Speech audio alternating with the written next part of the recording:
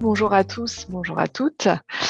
Voilà, donc j'ai l'honneur d'animer cette conférence dialoguée. Donc, comme l'a dit Andrea, je prendrai aussi l'occasion de pouvoir un peu évoquer nos réflexions, nos positionnements du point de vue de l'éducation et promotion de la santé. Mais voilà, pour démarrer, il nous semblait important de reposer un peu le cadre, on va dire, socio-historique de cette hésitation vaccinale, puisque, comme a pu le dire Véronique Descommères, c'est un sujet vraiment d'actualité qui est ravivé avec le contexte de la crise sanitaire et qui est ravivé aussi avec le contexte particulier de la vaccination. Sauf que voilà, ce qu'on constate, c'est que, comme l'a dit Andrea, cette hésitation vaccinale, finalement, ce n'est pas un phénomène nouveau.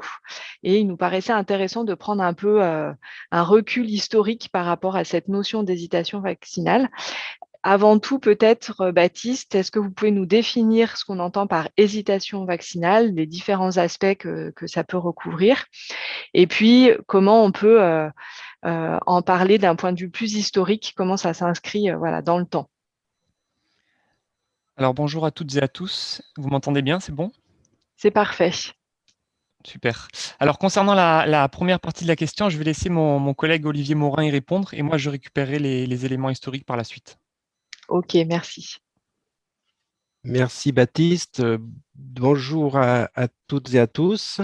Je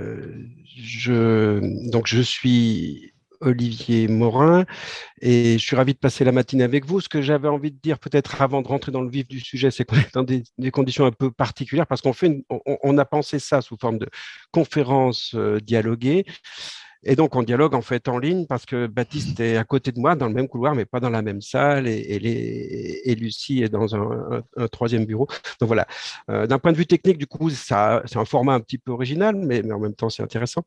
Et ça vous explique aussi pourquoi peut-être on tâtonne un petit peu pour savoir qui va prendre la parole à quel moment. Alors, peut-être quelques mots pour vous dire aussi qui nous sommes et comment on se positionne, parce que on va appréhender tout ça comme une question effectivement socialement vive. Et une des choses qu'on a appris avec les recherches sur les questions socialement vives, c'est qu'il est important que chacun comprenne qui parle et d'où il parle. Et donc, moi, je vais aborder ces réflexions avec un angle de didacticien, de chercheur en sciences de l'éducation. Donc, c'est bien, moi, la dimension éducative qui m'intéressera. Et, euh, et, du coup, j'ai envie de dire, oui, l'hésitation vaccinale, il faut la définir, mais il faut commencer peut-être par dire que on est vraiment content qu'elle existe. S'il n'y avait pas d'hésitation, alors comment parler d'esprit critique? Si on acceptait de manière inconditionnelle toute offre de vaccin euh, au nom d'une confiance absolue dans des autorités sanitaires, gouvernementales, etc., ça serait sans doute pratique, mais ce ne serait pas forcément très, très enthousiasmant du point de vue d'une société, on va dire, un peu émancipée. Et donc, je trouve que l'hésitation vaccinale, c'est avant tout quelque chose qu'il ne faut pas vouloir supprimer, il me semble. En même temps, c'est quand même une préoccupation, évidemment, parce que on a besoin des vaccins en termes de prévention. Hein, Véronique tout à l'heure le rappelait, et c'est quand même un formidable outil qui a sauvé, je crois que c'est clairement avéré, des millions de vies. Donc, les vaccins sont à promouvoir, mais sans en faire une promotion aveugle et en admettant cette idée qu'il y a une hésitation. Alors, cette hésitation, elle est effectivement pas toujours facile à attraper, à mesurer. Et en 2012, l'OMS a fait ce choix de la définir comme étant un délai. Donc, en fait, ça se mesure en termes d'unité de temps. Une unité de temps, un délai entre l'accessibilité d'un vaccin et puis finalement bah, la réalité de la vaccination. Et il peut y avoir un délai très long dans le cas d'un refus, mais en général, il y a quand même majoritairement acceptation. Et donc, il s'agit de la mesurer en termes de durée et du coup de ne pas vouloir la réduire à zéro, mais évidemment de faire en sorte que cette durée soit aussi compatible avec les données épidémiologiques et biomédicales. Donc voilà, je dirais que c'est ça l'hésitation vaccinale du point de vue de l'OMS 2012, donc un délai entre l'accessibilité et l'acceptation. Alors, il y a évidemment toute une variété entre ceux qui acceptent tout et puis ceux qui vont refuser tout. On a tout un spectre. On ne peut pas lire ça comme souvent on le voit dans la presse avec un conflit entre les pros et les anti. C'est vrai que c'est facile de penser comme ça, mais on sait que c'est très réducteur aussi. Et donc, les hésitants sont entre les deux, en fait. Et l'OMS, du coup, a pas mal d'éléments qui proviennent de recherches en sociologie pour essayer de comprendre les déterminants de cette hésitation. Alors, il y a un modèle qui a émergé, qui est présenté, je crois, dans les années 2015-2016, modèle dit des 3 C. Alors, dans les 3 déterminants d'hésitation, ça serait la confiance, d'une part, dans le système de santé, dans la parole de ceux qui en font la promotion, dans les gouvernements qui le mettent en place. Le deuxième, c'est la commodité. Le deuxième, c'est la commodité, c'est-à-dire finalement l'accessibilité. Quel est le coût et quelle est la prise en charge de ce coût? Est-ce que d'un point de vue géographique, c'est facile de se faire vacciner, etc. Enfin, tout ce qui fait la dimension, on va dire, pratique de l'acte de la vaccination.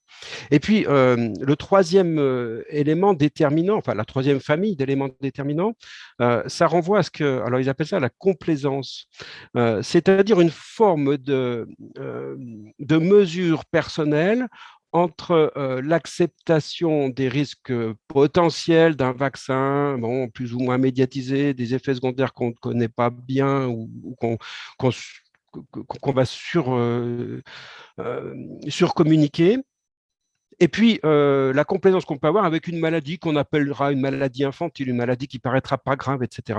Et donc, ce curseur que chacun va placer entre la crainte d'une maladie, même la connaissance d'une maladie, on se rend compte qu'on connaît maintenant assez peu les maladies pour lesquelles on a des vaccins, et puis, du coup, cette complaisance avec cette maladie qui va faire en sorte qu'on va plutôt regarder les effets secondaires d'un vaccin qui, justement, nous évite de l'avoir. Donc, en gros, voilà, c'est les 3 grandes familles, on va dire, de déterminants. Et puis, évidemment, celui qui nous intéressera le plus, c'est la question de la confiance qu'on peut avoir. Et je pense qu'on va en parler un petit peu dans cette matinée. La confiance à l'échelle globale et puis la confiance aussi dans la situation française qui est un peu particulière, avec quand même quelques événements, en particulier depuis 2010. Et donc, Baptiste va sûrement nous développer un petit peu ce volet-là, ce volet historique. On peut dire que globalement, la France était un peu championne du monde de l'hésitation vaccinale en 2015, d'après une étude. Et puis, cette hésitation vaccinale recule en France, se réduit, diminue, d'après les derniers chiffres qu'on a. Mais il s'est bien passé quelque chose en France qui est particulier.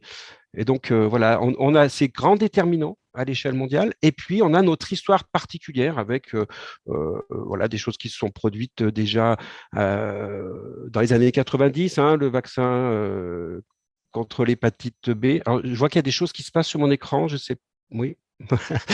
Vaccin contre l'hépatite B, une politique, une communication qui laissait entendre qu'il y aurait eu des choses avec la sclérose en plaques. Enfin bon, et puis des choses qui se passent avec l'affaire Wakefield, vaccin rougeole, au rayon rubéole. Ensuite, le scandale Mediator en 2010. Enfin voilà, tout ça. Il y a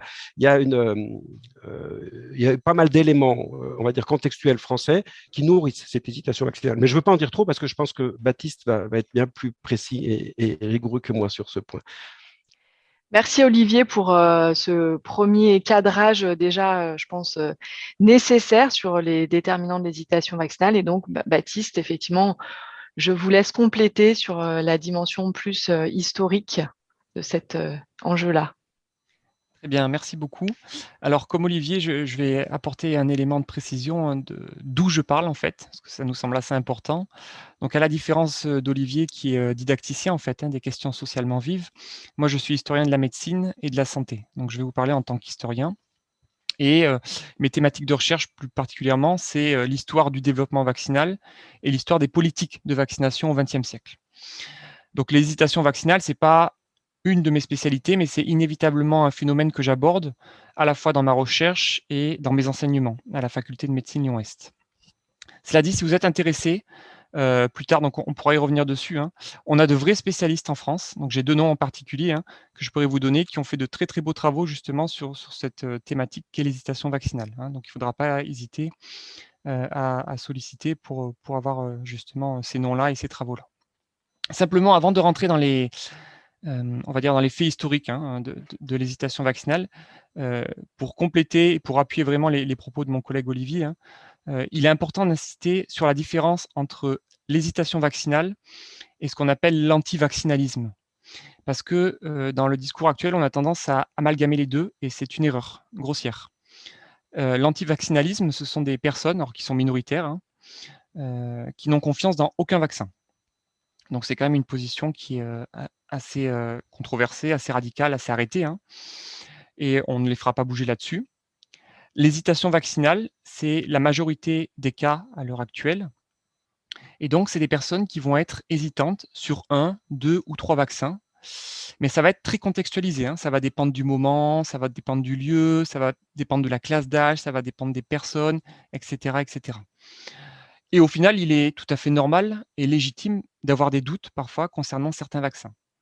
Donc très important, ne pas étiqueter les personnes, par exemple, qui ont des doutes par rapport à la vaccination Covid-19 comme des antivax. Ça n'a pas de sens. C'est des personnes qui hésitent par rapport au vaccin contre la Covid-19, mais c'est très certainement des personnes qui sont vaccinées contre d'autres maladies.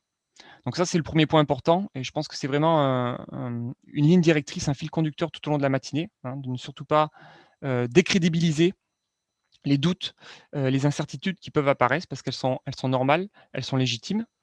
Donc ça, c'est le premier point. Le deuxième point, c'est que, comme l'a souligné Olivier, il y a une étude qui est parue il y a quelques années de ça, donc je sais plus, je crois que c'est en 2015-2016, par un gros groupe de recherche britannique qui s'appelle The Vaccine Confidence Project, qui est mené par une anthropologue de la santé qui s'appelle Heidi Larson, donc qui est spécialiste, hein, des questions vaccinales. Et cette étude, elle mettait en évidence que la France était le pays européen où visiblement il y avait un taux d'hésitation vaccinale assez élevé, voire même le plus élevé.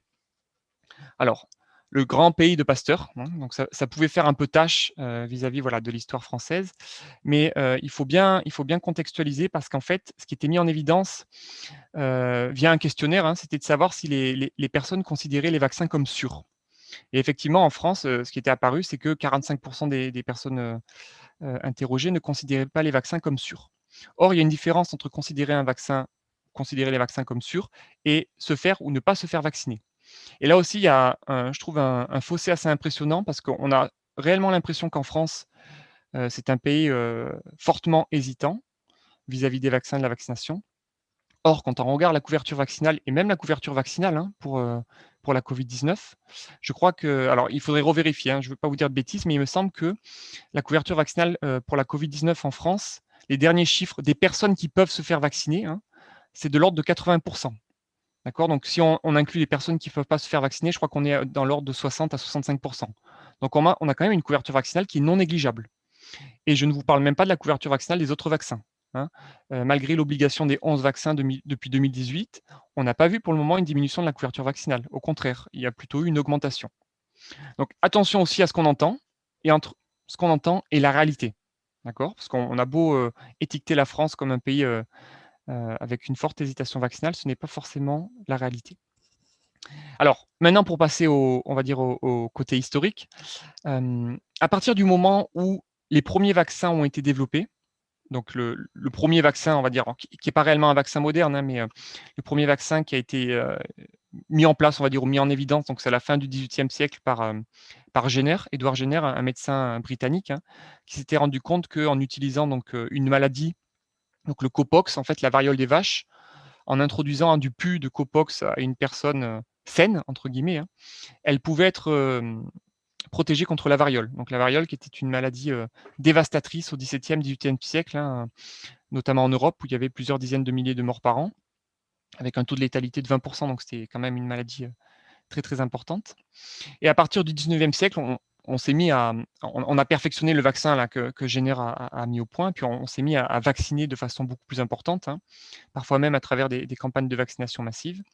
Et à partir du moment où on a vacciné, il y a eu des hésitations, des doutes, des refus, etc.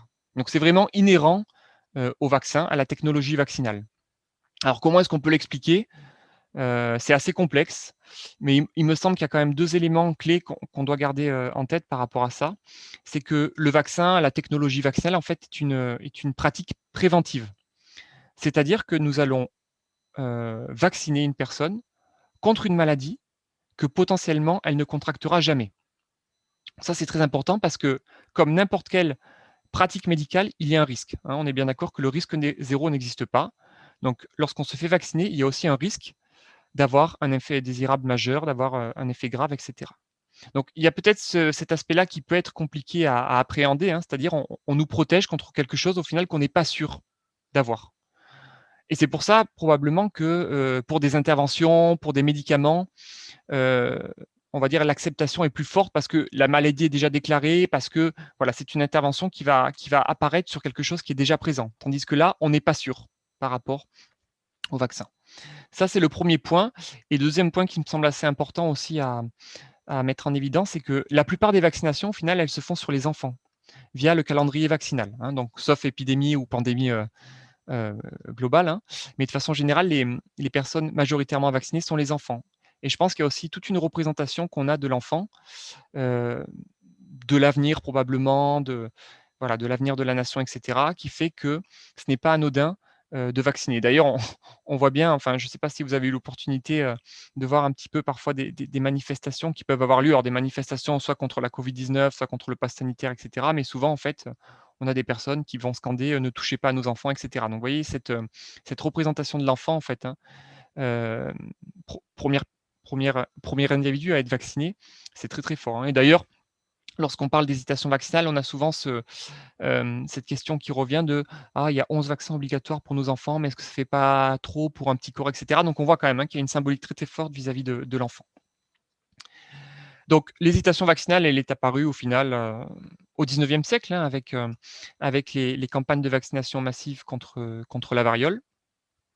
Elle est apparue essentiellement dans le monde anglo-saxon dans un premier temps, donc en Grande-Bretagne et aux États-Unis, où là, il y a eu vraiment de vraies associations, de vrais mouvements qui se sont formés, qui se sont fédérés hein, et qui avaient un poids non négligeable. Alors, ce qui est intéressant, c'est que les personnes qui refusaient la vaccination, notamment au 19e siècle, là, bon, ça pouvait être en lien aussi avec le vaccin, ça peut être en lien avec d'autres idées, d'autres interprétations. Mais souvent aussi, ce qui était refusé, c'était l'obligation. Parce que dans certains pays, très rapidement, l'obligation contre la variole s'est imposée.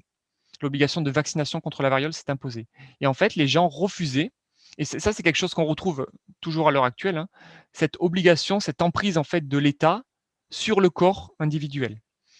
Et ça, c'est souvent quelque chose qui réapparaît, même à l'heure actuelle, c'est-à-dire que on n'accepte pas d'être obligé de faire quelque chose contre notre gré.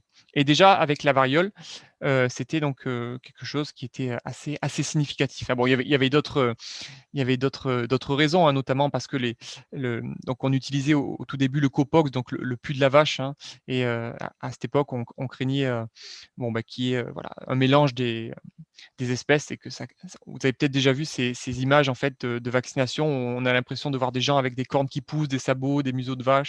Voilà, c'est parce qu'il y avait cette crainte aussi de mélange des espèces. Mais sinon, l'obligation aussi, c'est avant tout ce qui a motivé, ce qui a fédéré l'apparition de ces associations contre la vaccination qui étaient quand même assez influentes en Grande-Bretagne et aux États-Unis.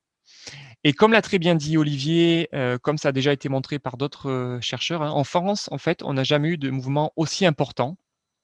Et on ne peut parler en France que d'hésitation vaccinale à partir des années 90, avec le premier cas en fait qui a peut-être mis sur le devant de la scène ce qu'étaient les hésitations vaccinales en France, à savoir la vaccination contre l'hépatite B. Donc, je crois que c'est de 94 à 98, hein, il y a eu une vaccination massive contre l'hépatite B en France, notamment sur les enfants. Et ce qui est apparu, c'est que il semblait y avoir de plus en plus de cas de maladies neurodégénératives et notamment de cas de sclérose en plaques. Et en fait, ce qui s'est passé, c'est qu'il y a un lien de causalité qui a été établi entre l'augmentation des vaccinations contre l'hépatite B et l'augmentation des nombres de maladies neurodégénératives et de sclérose en plaques. Mais attention, en fait, il ne faut pas confondre corrélation, pardon, causalité, excusez-moi, voilà, je vous ai dit une grosse bêtise.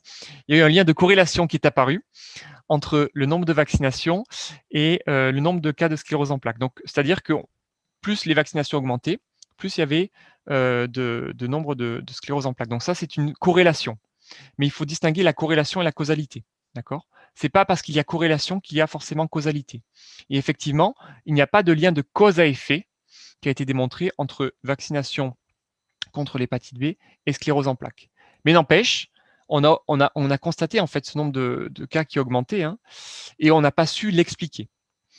Même encore aujourd'hui, on est incapable de. Voilà. Alors, il y a des pistes, il y a des pistes de réflexion, hein, notamment, par exemple, les scléroses en plaques qui se sont déclarées à ce moment-là, hein, correspondaient normalement à l'âge d'apparition de la déclaration de la sclérose en plaques.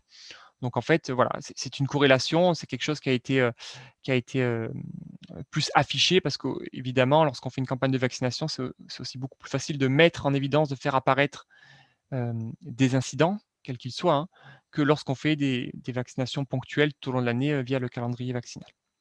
Donc ça, c'est vraiment le premier cas de figure qu'on a eu en France, hein, corrélation entre hépatite B et sclérose en plaques, plus les décisions ministérielles qui ont été prises, hein, parce que je crois que le ministre de l'époque, donc je ne sais pas si c'est pas Bernard Kouchner, enfin j'ai un doute, avait retiré, donc avait arrêté la campagne de vaccination. Donc ça aussi, il y a eu une interprétation quand même de la population qui a été assez forte, hein. Pourquoi les politiques d'un coup arrêter la vaccination. Donc ça a pu être aussi, ça a été peut-être maladroit et surtout ça n'a pas été assez efficacement expliqué, ce qui a pu engendrer voilà, des interrogations. Après, il y a eu différents cas. Donc en 2009-2010, on a eu H1N1. Donc je pense que la plupart d'entre nous se souviennent, hein, de la ministre de l'époque, donc c'était Roselyne Bachelot, qui avait commandé plusieurs centaines de milliers, voire non, plusieurs millions pardon, de doses de vaccins, hein, en espérant que 70% de la population se vaccinerait. Et puis au final, je crois qu'il y a eu un taux mais inférieur à 10%, donc ça a été un flop monumental, hein, pour différentes raisons, parce que la grippe, donc on craignait en fait que la grippe H1N1, que la souche du virus H1N1 donc de 2009-2010, hein, était très proche de la souche de la grippe espagnole qui avait fait des ravages après la Première Guerre mondiale. Donc on craignait de réassister de nouveau à une pandémie de grippe avec les conséquences désastreuses qu'on avait pu observer vis-à-vis donc de la grippe espagnole. Bon, et en fait, il s'est avéré que la souche du virus était beaucoup moins dangereuse que la grippe espagnole. Alors, tout est relatif, on est bien d'accord, parce qu'il y a quand même eu entre 10 000 et 100 000 morts de cette pandémie H1N1 en 2009-2010. Hein. Bon, simplement, les principales victimes étant dans les pays pauvres et les pays peu développés, hein, ça n'a pas eu forcément le même impact que lorsqu'on parle de dizaines ou de centaines de milliers de morts dans les pays riches, hein, les pays développés. Et il y a eu aussi toute une polémique parce que bon, on ne comprenait pas pourquoi le vaccin avait été développé aussi rapidement. Et puis je crois, si je me souviens bien, qu'il y avait deux vaccins. En fait, il y avait un conditionnement particulier pour les femmes enceintes et un conditionnement qui correspondait au reste de la population. Donc, vous voyez, lorsqu'on met en place des politiques particulières et que parfois il y a peut-être un léger manque de communication, voire d'explication. Donc c'est facile de s'imaginer des choses, hein, concrètement. Voilà, donc oui. Merci déjà pour ce premier cadrage. Pour prolonger un peu sur cette réflexion, est-ce qu'on peut dire que l'hésitation vaccinale, elle prend une dimension spécifique aujourd'hui avec la pandémie qu'on traverse, Covid-19? Est-ce que vous avez le sentiment que là se jouent des choses spécifiques et si oui, lesquelles? Alors, il y a inévitablement des spécificités parce qu'au final, chaque crise s'inscrit dans un contexte particulier. Et là, enfin, là où je trouve que c'est avantageux de faire de l'histoire, hein, c'est qu'on a peut-être entendu au cours de cette crise assez régulièrement, il faut tirer des leçons du passé. Je pense que tout vrai historien qui se respecte sera beaucoup plus mesuré dans ces propos-là, parce qu'on sait que chaque événement, chaque situation s'inscrit dans un contexte particulier. D'accord? Une époque particulière, une façon de penser particulière, des politiques particulières, etc., etc. On peut retrouver des éléments de similitude, ça c'est vrai, c'est des choses qui se répètent de crise en crise, hein. Mais dire qu'on peut tirer des leçons du passé, il me semble que c'est quand même beaucoup plus complexe et un petit peu prétentieux. Hein, on a vu des comparaisons qui ont été faites entre la grippe espagnole et le Covid-19, hein. Moi, je pense que l'élément le plus significatif justement de cette précaution qu'on doit avoir vis-à-vis des leçons du passé, c'est lorsque est apparu donc vraiment au tout début de la crise, hein, ce nouveau virus, hein, donc le SARS-CoV-2.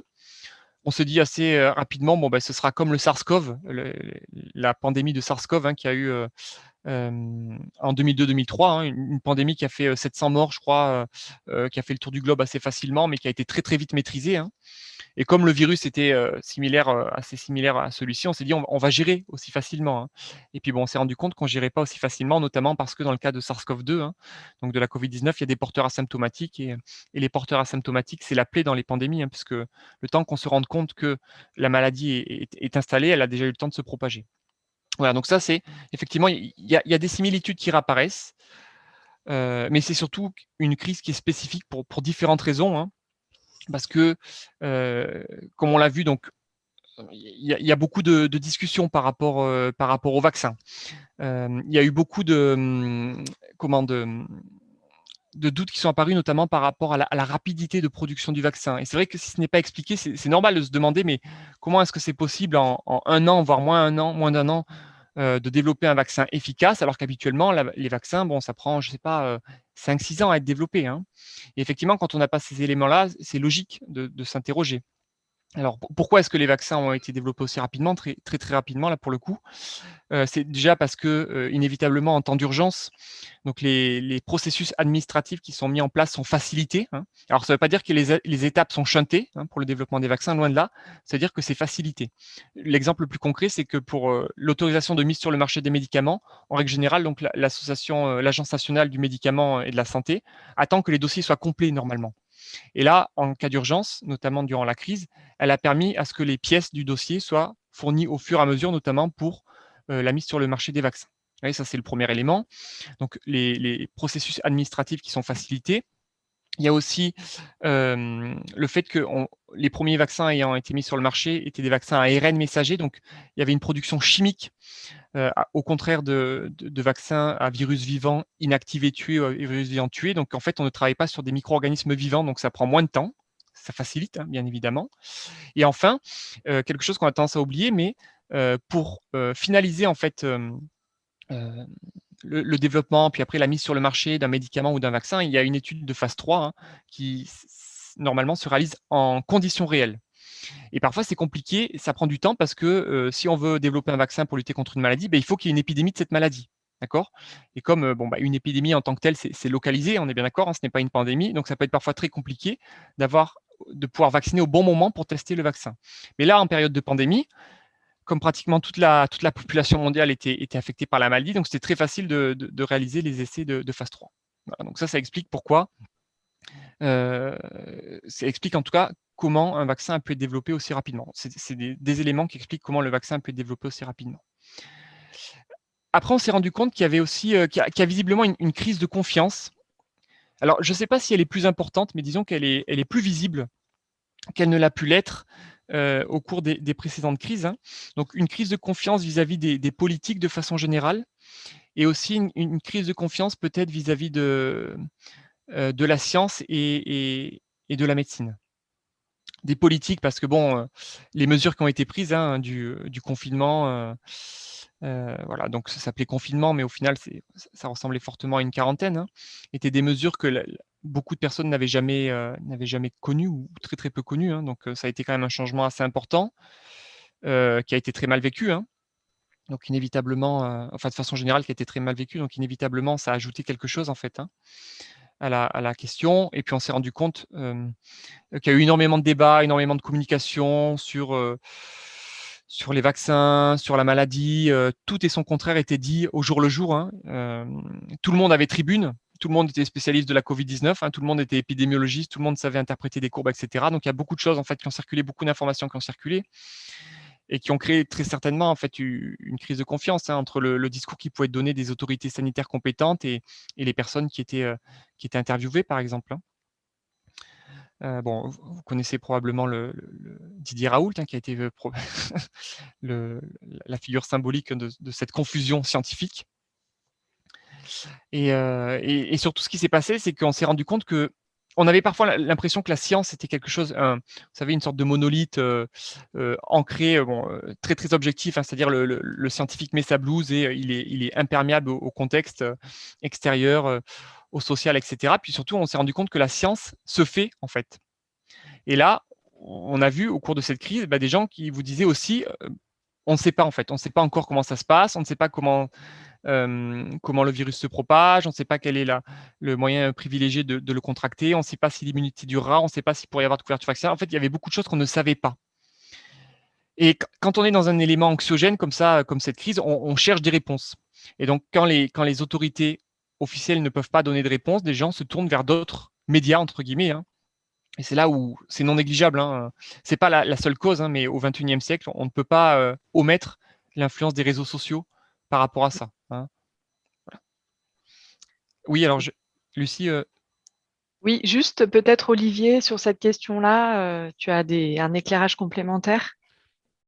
Oui, évidemment, je suis totalement d'accord avec tout ce que Baptiste vient de redire.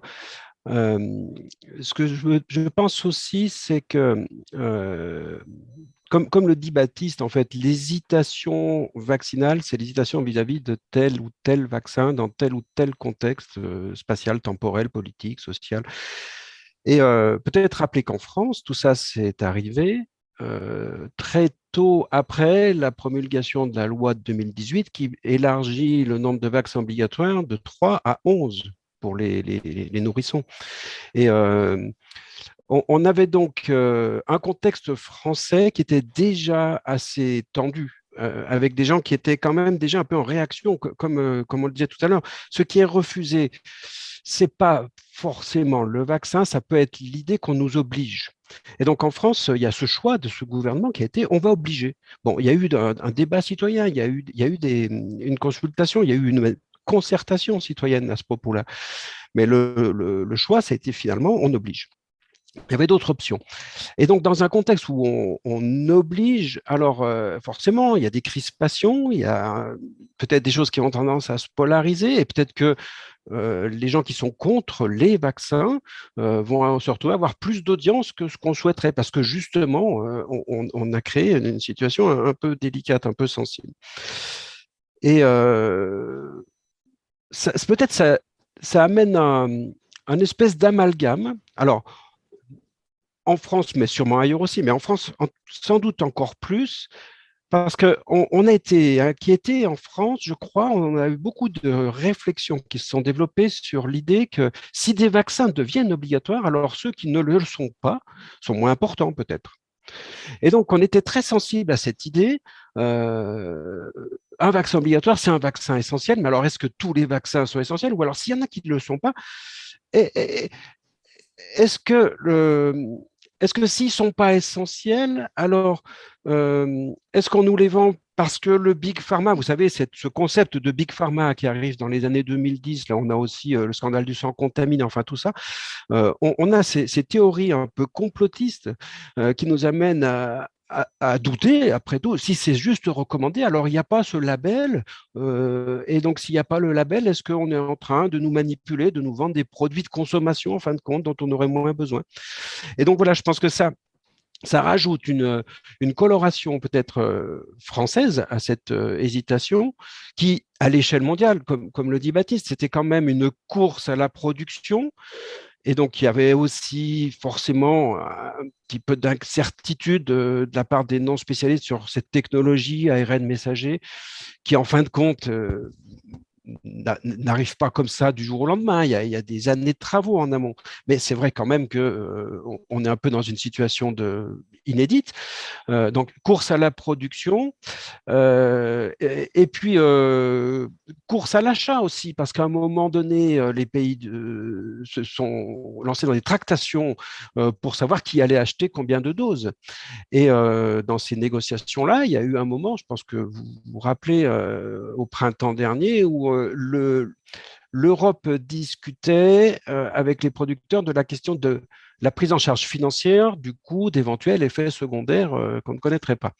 Et donc, quand ça a commencé à être un peu médiatisé, le simple fait de parler d'un coût d'effet secondaire, évidemment, ça sensibilise à ça.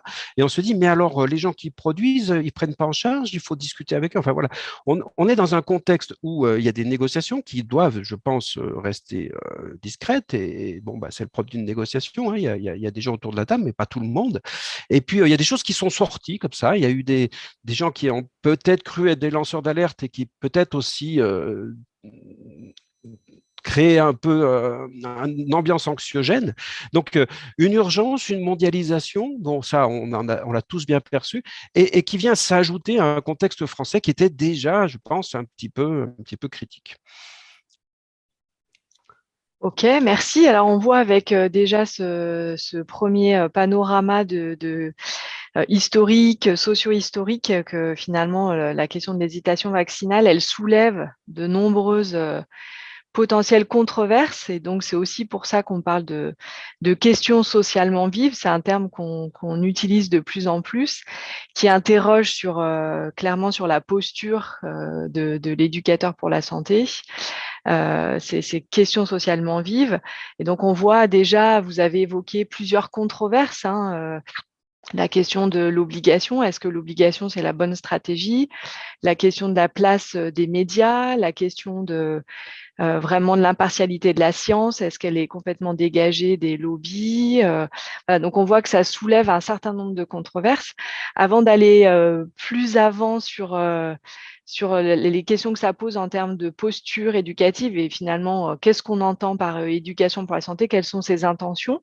Est-ce que vous pouvez définir ou redéfinir pour certains ce qu'on entend par question socialement vive et qu'est-ce que ça pose comme enjeu pour les éducateurs, les enseignants? Voilà, de manière générale, pas nécessairement recentrer sur l'hésitation vaccinale, mais voilà, ce contexte particulier de la question socialement vive. Oui, du coup, j'y vais, Oui, Baptiste. Alors, c'est vrai qu'on peut essayer de prendre un peu de recul vis-à-vis de ce contexte particulier, puis se dire, finalement, la question des vaccins, c'est une question socialement vive, mais en quoi? Alors, socialement vive, ça veut dire, c'est assez transparent, ça veut dire que ça fait débat dans dans la société.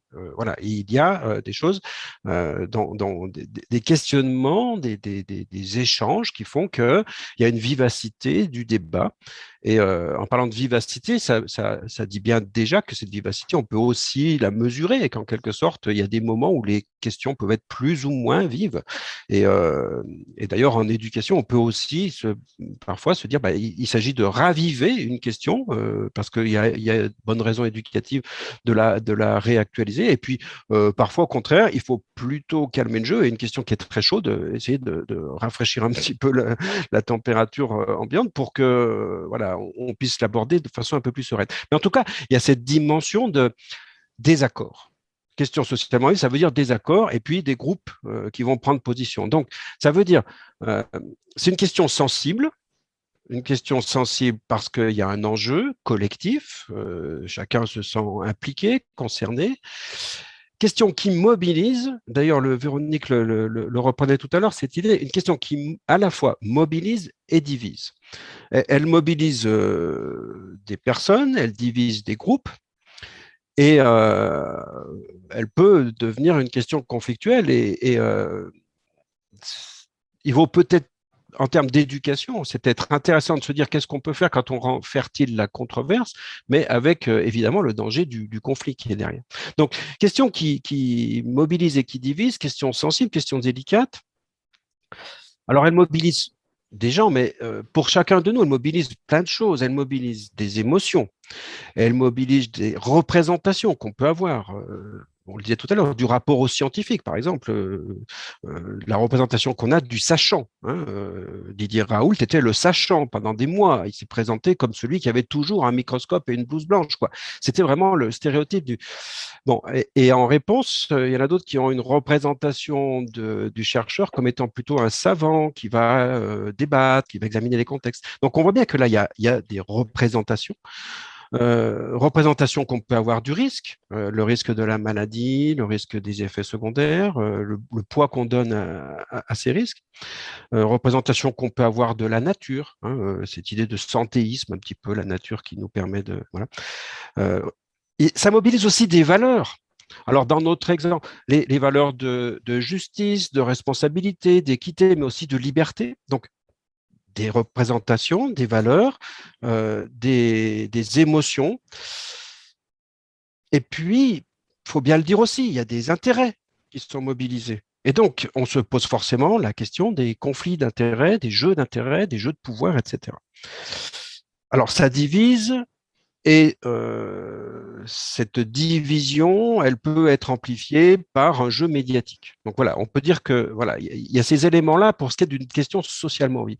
Les questions sur lesquelles je travaille et celles qui nous intéressent ici, c'est une question scientifique socialement vive.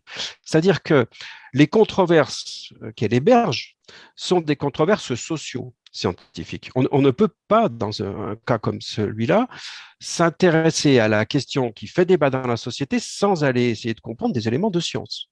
Donc, il y a cette dimension scientifique. Et c'est là où on se trouve tout à coup dans une science en train de se faire. On se trouve face à finalement, ce qu'on découvre, ce n'est pas la science telle qu'elle communique ses résultats, c'est pas de la science produite, c'est de la science en train de se faire. C'est pas François Jacob a appelé ça la science de nuit, qui l'oppose à la science de jour. La science de jour, elle va éclairer. Hein, c'est la science voilà qu'on a mis en avant au siècle des Lumières justement, la rationalité qui éclaire la pensée. Mais ça, c'est quand le raisonnement est fini, quand c'est construit, quand c'est stable. Et puis la recherche, bah, c'est aussi une science dans laquelle on tâtonne, on fait des erreurs, etc. Et donc ce qu'on peut retenir, c'est que les questions scientifiques socialement vives comme celle-là nous confrontent finalement à l'incertitude et à la façon de la gérer collectivement, y compris dans le collectif de la communauté scientifique, avec une dimension de complexité. Dimension de complexité qui est une question socialement vive, c'est en fait quelque chose qui ouvre plein de champs, et dans chacun de ces champs, il y a des controverses. Donc, une question socialement vive, c'est un réseau, mais c'est la définition même de la complexité qu'apportait déjà Edgar Morin, un réseau. Une question socialement vive, c'est un nœud dans un réseau de questions complexes. Et donc, il y a plein de controverses à l'intérieur et en général, il y a, au moment où on polarise les choses, où on va dire il y a les pros et les anti utilisent le fait qu'il y ait tout ce réseau de controverses, tous ces liens entre les controverses, pour nous asséner une espèce de millefeuille argumentatif qui fait qu'à un moment donné, on ne peut plus répondre. Et donc, c'est un peu ce qui s'est joué aussi avec l'hésitation vaccinale. Et beaucoup de participants, je pense, ont été sensibles à la diffusion du film Hold Up, qui a fait le tour du monde. Et bon, on peut facilement déconstruire la stratégie, mais on est bien dans une approche complotiste qui fait un immense amalgame et qui joue sur la complexité pour brouiller en fait le message. Alors qu'on peut complètement prendre en charge cette complexité dans les questions socialement vives en la reconnaissant et en disant, bon, bah, OK, on prend les choses, on essaye de voir une par une de quoi il s'agit, etc. Donc, voilà, pour essayer de définir une question socialement vive, c'est tout ça, c'est question avec enjeu politique qui nous confronte à une incertitude aussi bien sociale que scientifique et qui nous confronte à la complexité dans un monde dans lequel les informations doivent tenir en 180 caractères, en une minute, etc. Donc, le monde de TikTok, le monde de Twitter, où on réduit les situations complexes à des messages un peu simplistes. Et donc, la question socialement vive, évidemment, a ces particularités-là qui fait qu'il y a besoin d'un accompagnement, il y a besoin d'éducation, il y a besoin d'éducateurs pour aider chacun à la prendre en charge. Enfin, C'est en tout cas ce dont je suis convaincu. Merci Olivier. Est-ce que Baptiste, sur les questions socialement vives, voilà, il y a un regard historique à porter? Est-ce que c'est des choses que vous avez un peu travaillées? Je ne vais pas dire beaucoup plus qu'Olivier, hein, parce que c'est son domaine de recherche et sa spécialité. Moi, j'ai commencé à travailler en fait là-dessus avec la rencontre d'Olivier, clairement. Simplement, alors, rapidement, la genèse en fait de tout ça, hein, de notre projet de recherche, hein, c'était un enseignement commun qu'on avait en master 1 pour les futurs professeurs des écoles, donc à Lyon 1, et on travaillait sur les manuels scolaires. Et en s'intéressant donc aux manuels scolaires et ce qu'il y avait dans les manuels scolaires, notamment concernant la vaccination, on s'est rendu compte que très souvent, c'était des histoires uniquement scientifico-scientifiques, médicales, avec un nom, une date, le vaccin en question. Donc quelque chose de très tronqué, de très biaisé, hein. Et ce qui en ressort, et on en reparlera peut-être plus tard, hein, le gros de notre travail de recherche, c'est justement faire comprendre aussi que lorsqu'on parle de vaccin et lorsqu'on parle de vaccination, si on se contente de le lire en fait avec une grille de lecture uniquement scientifique ou médicale, on a tout faux. C'est-à-dire que lorsqu'on parle de vaccin, lorsqu'on parle de vaccination, certes, il y a l'aspect scientifique, certes, il y a l'aspect médical, mais il y a aussi l'aspect politique, il y a aussi l'aspect socio-culturel et il y a aussi l'aspect économique. Et tant qu'on s'évertuera à masquer ces parties-là, ou qu'on ne les prendra pas en compte, hein, on se trompera et on ne comprendra pas en fait tous les enjeux qu'il y a derrière les vaccins et la vaccination. Parce que oui, quand on développe un vaccin, il y a des enjeux politiques, hein. Avec la Covid-19, il y avait des enjeux politiques d'être le premier pays à vacciner toute sa population, par exemple, hein, ou être le pays qui accueillait la production des vaccins Covid-19. Il y a des enjeux économiques, ça c'est évident. Le marché du vaccin est un oligopole, c'est-à-dire qu'il y a grosso modo 4 entreprises pharmaceutiques qui se partagent le marché du vaccin. Alors, d'un point de vue des chiffres, je ne sais pas si c'est parlant, mais grosso modo, chaque année, en tout cas en 2019, hein, le marché du vaccin, ça représentait entre 25 et 48 milliards de dollars. Par rapport au marché du médicament, le marché du médicament, c'est 1100 milliards. Donc, quelque chose qu'on ne peut pas s'imaginer, hein. Donc, le marché du vaccin, c'est peanut, en fait, hein, comparé au marché du médicament de façon générale. Mais quand même, c'est une quantité d'argent non négligeable, hein, voilà, qui est, entre guillemets, contrôlée par certains grands groupes. Donc, ça aussi, il faut l'expliquer, hein. Il faut dire que le vaccin, il y a aussi un enjeu économique, hein. D'ailleurs, lorsqu'on développe des vaccins hors pandémie, d'accord, hors crise sanitaire internationale, hein, c'est qu'on sait qu'il y a un marché derrière, hein. C'est-à-dire qu'on sait qu'il y aura des gens qui achèteront ce vaccin. Il y a une certaine logique aussi, hein. Vous êtes une entreprise pharmaceutique, vous n'allez pas gracieusement développer ou développer à perte, hein, des médicaments comme les vaccins. Et donc, il y a des enjeux socioculturels, hein.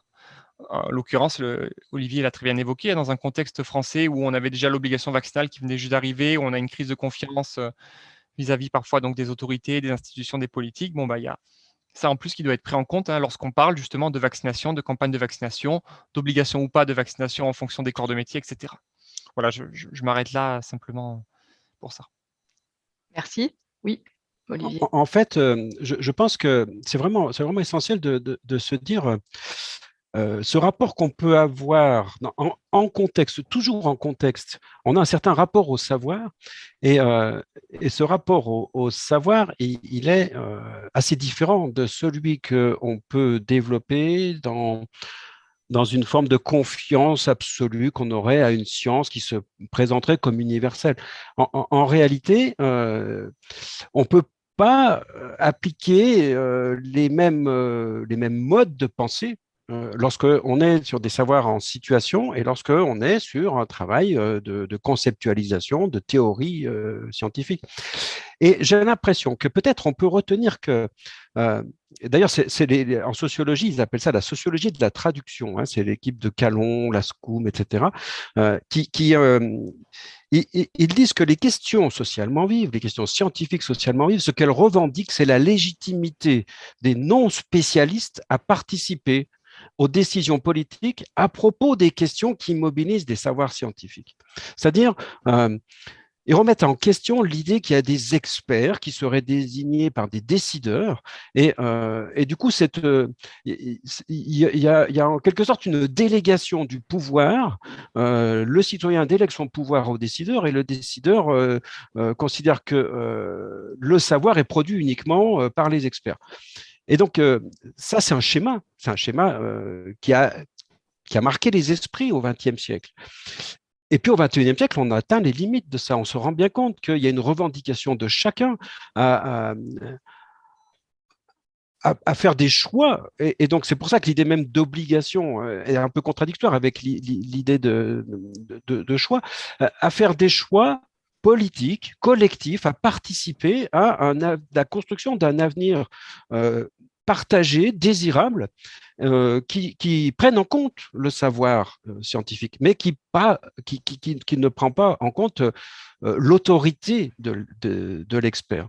Et on a bien vu, d'un point de vue sociologique, que cette expertise, elle ne fait plus confiance, puisqu'il est très facile de trouver l'expert qui va contredire celui qui avait parlé juste avant. Et donc, je pense que c'est aussi ça, une question socialement vive, c'est une question qui est par nature politique, parce qu'elle questionne, elle interroge notre rapport au pouvoir, notre rapport au savoir, au pouvoir, et donc notre rapport à cette idée d'expertise. Merci. Alors déjà, au fil de vos interventions, vous avez planté, je trouve, quelques repères pour l'éducateur, hein, puisque si on revient au thème de notre matinée, c'est finalement face à l'hésitation vaccinale, que peut l'éducation pour la santé. Et c'est vrai que là, au fil de vos présentations, j'aimerais du coup rappeler certains éléments que vous avez pu apporter avec cette notion de question socialement vive. On sent que un des enjeux pour l'éducateur, c'est de vraiment accompagner à l'élargissement du regard. Voilà, de prendre conscience que bien souvent, c'est une question qui est socio-historique, technique. Voilà, donc vraiment l'enjeu d'élargir le regard. Sur ce dernier point aussi, sur cette question de l'expertise, on se rend compte aussi que globalement, on a tendance à ne pas suffisamment prendre en compte l'expérience vécue. Et je trouve que ça rejoint vraiment aussi pour nous des fondamentaux de l'éducation pour la santé, qui est que le patient, le citoyen, est expert en fait de sa santé, expert de sa maladie quand il est malade. Et pour moi, ça m'évoque ça en fait, cette question de la redéfinition de l'expertise, expert de quoi en fait, et qu'effectivement, il y a une multi-expertise. Et puis, l'autre dimension aussi qui me semble vraiment importante, c'est cette question de l'obligation, qui rejoint d'autres débats aussi très actuels sur la question du pass sanitaire. Cette question de l'obligation, en fait, pour moi, elle vient vraiment questionner au fond les intentions de l'éducation pour la santé. Est-ce que l'éducation pour la santé, c'est être injonctif, c'est dire à l'autre ce qu'il doit faire. Clairement, pour moi, non. Vraiment, l'éducation pour la santé, elle s'inscrit dans un soubassement éthique très fort. Elle va plutôt chercher à viser l'émancipation. Et c'est pour ça que je trouvais vraiment important, Olivier, que tu démarres en disant que finalement, l'hésitation vaccinale, c'est plutôt sain et c'est plutôt signe d'une bonne santé démocratique. Parce qu'effectivement, si tout le monde acceptait sans se poser de questions, ça serait plutôt inquiétant. Donc tout ça, pour moi, ça rappelle vraiment la posture qu'on doit adopter en tant qu'éducateur pour la santé, vraiment ouvrir sur la complexité, ouvrir sur l'analyse des données. Donc là, vous l'avez évoqué, la question des fausses informations qui circulent. Voilà, donc pour moi, ça fait partie vraiment des points à porter. Et pour parler de la posture de l'éducateur pour la santé, j'aime bien me référer à ce que dit Didier Deschamps, qui est un des pères français de la promotion de la santé, qui dit que l'éducation pour la santé, elle n'a pas pour vocation à parler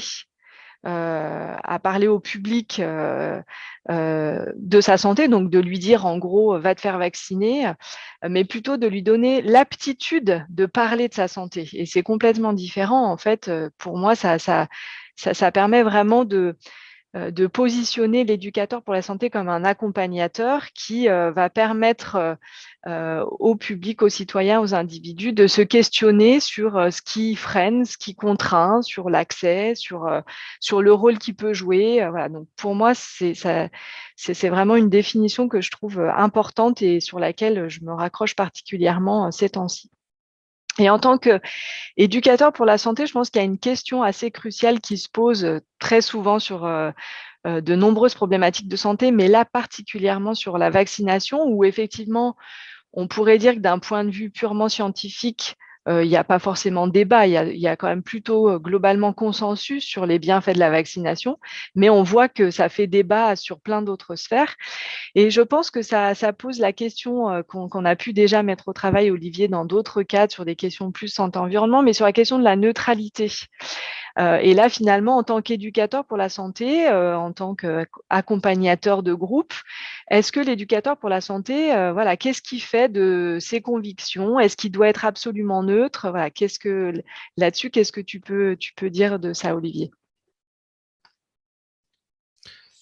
Alors oui, c'est vrai que c'est un peu délicat parce que ça dépend souvent du statut en fait de l'éducateur, de son positionnement par rapport aux institutions.